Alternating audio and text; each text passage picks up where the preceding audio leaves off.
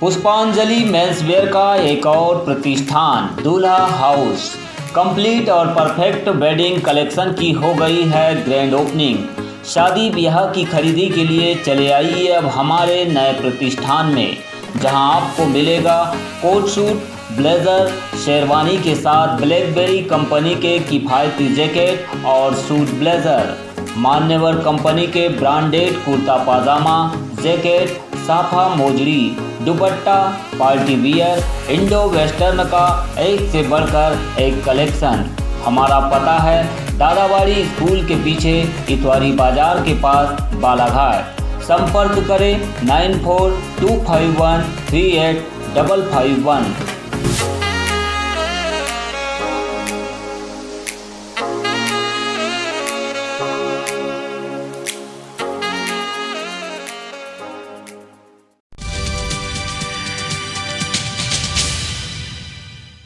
दुनिया भर में अपनी प्राकृतिक सुंदरता और दुर्लभ वन्य प्राणियों के लिए मशहूर कान्हा नेशनल पार्क में 1 अक्टूबर से कोर क्षेत्र में पर्यटन शुरू हो गया है।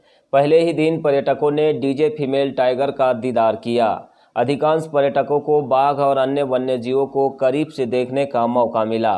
पिछले लंबे समय से पार्क बंद होने से बाघ उन रास्तों पर बैठे दिखाई दिए जहां से पर्यटकों की जिप्सियां गुजरती है।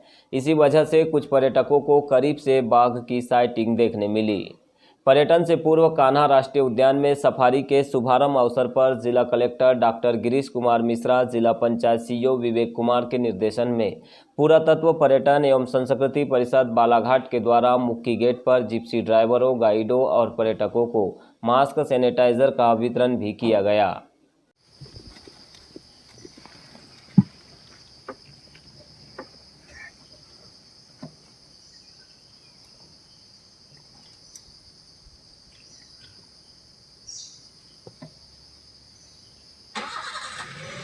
उल्टे यार, बहुत बोल रहे हैं, दिखती ही नहीं है।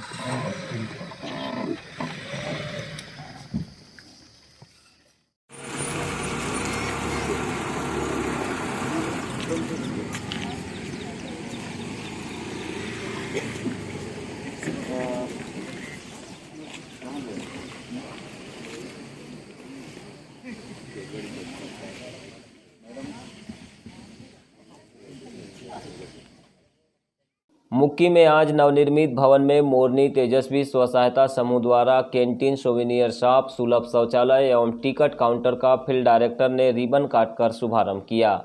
इससे यहां आने वाले पर्यटकों को और भी अधिक सुविधाएं मिल सकेगी। कान्हा पार्क में पर्यटन शुभारंभ को लेकर फील्ड डायरेक्टर सिंह ने कहा है कि बालाघाट टूरिज्म प्रमोशन काउंसिल के माध्यम से पर्यटन के क्षेत्र में बेहतर प्रयास चल रहे हैं। इसे लेकर उन्होंने कलेक्टर डॉक्टर गिरीश मिश्रा को धन्यवाद भी ज्ञापित किया। उन्होंने बताया कि लगमा में बैगा हाट के निर्माण की पहल सराहनीय है। इससे देश विदेश से आने वाले पर्यटकों को बैगाओं की संस्कृति को जानने का मौका मिलता है, साथ ही उन्हें रोजगार के अवसर भी मिल रहे हैं। पर्यटकों में भी काफ़ी उत्साह देखा जा रहा है। इसके साथ ही हमें पर्यटकों के स्वास्थ्य और पार्क के स्वास्थ्य को देखते हुए कोरोना गाइडलाइन का उपयोग करने की भी ज़रूरत है, जिसमें सभी टूरिस्ट को और उनके साथ जाने वाले गाइडों को सचेत किया गया है। इस अवसर पे मैं धन्यवाद देना चाहता हूँ बालाघाट टूरिज्म प्रमोशन काउंसिल को, जिन्होंने सभी गाइड और ड्राइवर्स के साथ साथ टूरिस्ट को भी आवश्यकता अनुसार मास्क वितरण किए, जो हमारे लिए एक विशेष अवसर था। और मैं टूरिज्म प्रमोशन काउंसिल बालाघाट को धन्यवाद भी देता हूं और आशा करता हूं कि उनका सहयोग हमें आगे भी मिलता रहेगा। और इस क्षेत्र में बालाघाट से लगे, कान्हा से लगे हुए क्षेत्र में बालाघाट ज़िले के जो हिस्से आते हैं उसमें टूरिज्म की और भी गतिविधियाँ बढ़ाने में टूरिज्म प्रमोशन काउंसिल हमें सहयोग देगी।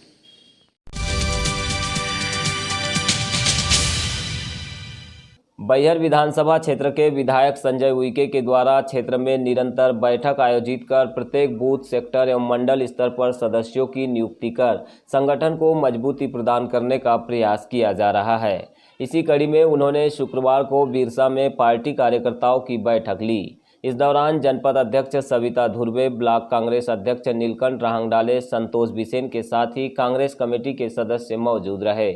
विधायक संजय उइके ने कहा कि मेहनती निष्ठावान कार्यकर्ताओं के माध्यम से बूथ और सेक्टर मजबूत होते हैं, जिसका लाभ पार्टी को छोटे से लेकर हर बड़े चुनाव में मिलता है। ऐसे में सभी को एकजुट होकर अब बूथ, सेक्टर एवं मंडल में कार्यकर्ताओं की संख्या बढ़ाना है, जिससे कि आगामी समय में होने वाले पंचायत चुनावों में इसका लाभ कांग्रेस पार्टी को मिल सके। और ये मान के चलिए कि दिसंबर और जनवरी जो महीना है उसमें पंचायत के चुनाव संभावित हैं और 90% है कि दिसंबर और जनवरी में चुनाव संपन्न हो जाएंगे। तो अगर हमको उसकी तैयारी करनी है तो आज चुनिंदा बुलाने का उद्देश्य हमारा ये है कि हम 1 से 1.5 महीने के अंदर, हमको टारगेट दिया गया है 1.5 महीने का।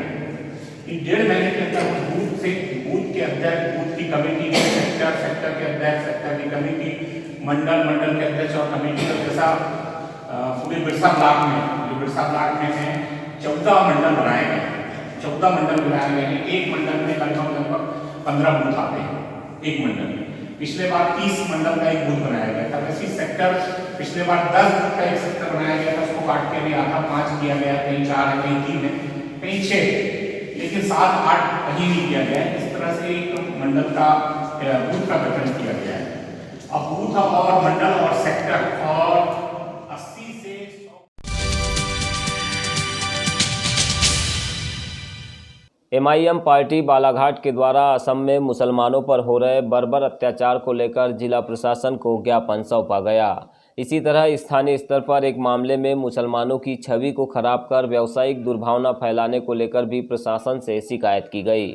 बताया गया कि असम राज्य में मुसलमानों के साथ पुलिस के द्वारा बर्बरता की जा रही है। सरेआम गोलियों से मारा गया है और उनकी लाशों को रौंदा गया है।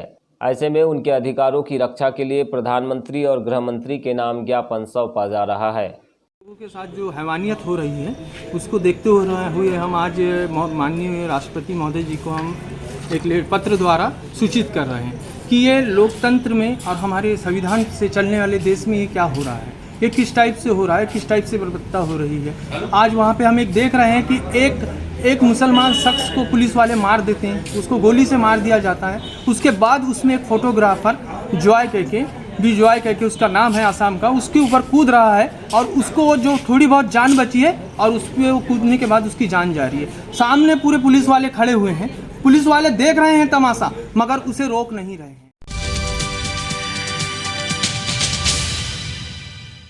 बालाघाट जिले में चिन्नौर के चावल को GI टैग मिल गया है। इस उपलब्धि के लिए मध्य प्रदेश शासन के पिछड़ा वर्ग कल्याण आयोग अध्यक्ष गौरीशंकर बिसेन ने सरकार को धन्यवाद दिया। वहीं पत्रकारों से चर्चा करते हुए चिन्नौर धान की विशेषता के बारे में विस्तृत जानकारी दी।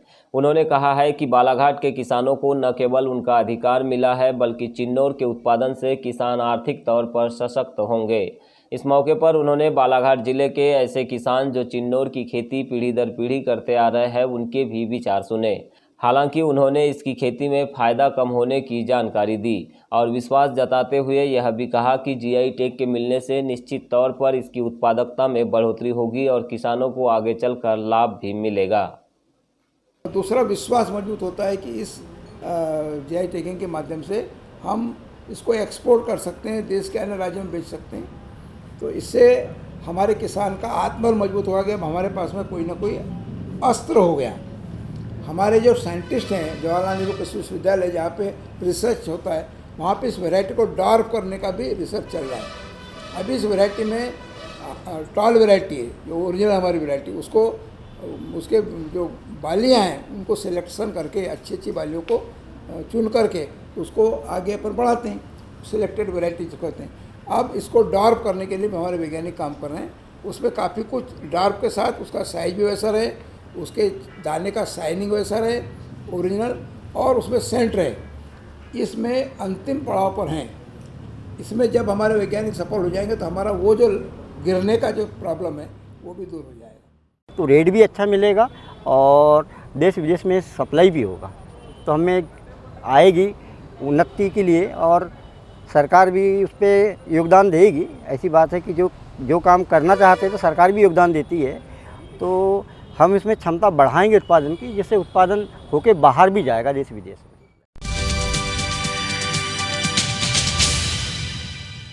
प्रबुद्ध तथागत फाउंडेशन बोरी लालबर्रा के द्वारा कान्हा नेशनल पार्क के बफर जोन में स्थित समनापुर में आदिवासी बच्चों को डार्क फैंटेसी बिस्किट के डिब्बे वितरित किए गए।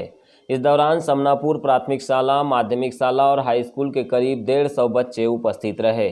बताया गया कि फाउंडेशन के द्वारा निरंतर जिले के आदिवासी बाहुल्य इलाकों में गरीब परिवारों को विभिन्न प्रकार की सामग्री का वितरण कर उन्हें राहत पहुंचाने का कार्य किया जाता है। इसी कड़ी में समनापुर में बच्चों को उत्तर प्रदेश के गोरखपुर से रोटरी क्लब द्वारा प्रदान की गई बिस्किट के डिब्बे वितरित किए गए। इसके ठीक 2 दिन पहले भी लालबर्रा क्षेत्र के बोरी टोला में फाउंडेशन की ओर से आदिवासी बच्चों को 50 डिब्बे बिस्किट के वितरित किए गए थे।